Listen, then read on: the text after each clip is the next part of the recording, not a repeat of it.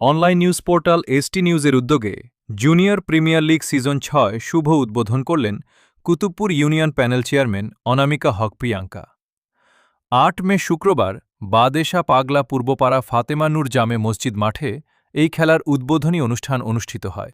অনুষ্ঠানে সাংবাদিক সাব্বির শেখের সভাপতিত্বে প্রধান অতিথি হিসেবে উপস্থিত ছিলেন কুতুবপুর ইউনিয়ন পরিষদের প্যানেল চেয়ারম্যান অনামিকা হক প্রিয়াঙ্কা। শিশুরা, আজকের কিশোররাই আগামী দিনের কর্ণধার, আগামী দিনের ভবিষ্যৎ। ওদেরকে অন্ততপক্ষে খেলাধুলার একটা সুযোগ করে দেওয়া উচিত, কারণ এই ছেলেরা যখন খেলাধুলার একটা সুযোগ পাবে তখন তারা অন্যদিকে ডাইভার্ট হবে না। তো আমার এই ছোট ভাইদের উদ্দেশ্যে বলবো, খেলাধুলার কোনো বিকল্প নাই। শরীর মন দুইটাই ভালো রাখার জন্য, দুইটাই সুস্থ রাখার জন্য অবশ্যই খেলাধুলা করতে হবে। তো সবাই ভালো থাকেন, সুস্থ থাকেন। আজকের এই জেপিএল খেলার শুভ উদ্বোধন ঘোষণা করলাম।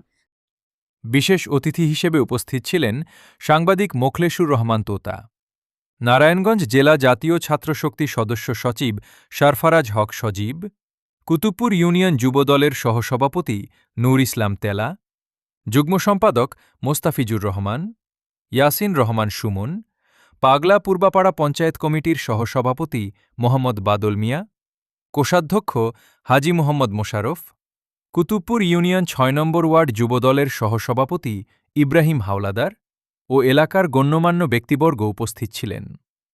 উদ্বোধনী খেলায় ইসমাইল একাদশকে ৩-৪ গোলে পরাস্ত করে রাজীব একাদশ পূর্ণ পয়েন্ট নিয়ে মাঠ ছাড়ে। খেলায় রেফারির দায়িত্ব পালন করে চঞ্চল।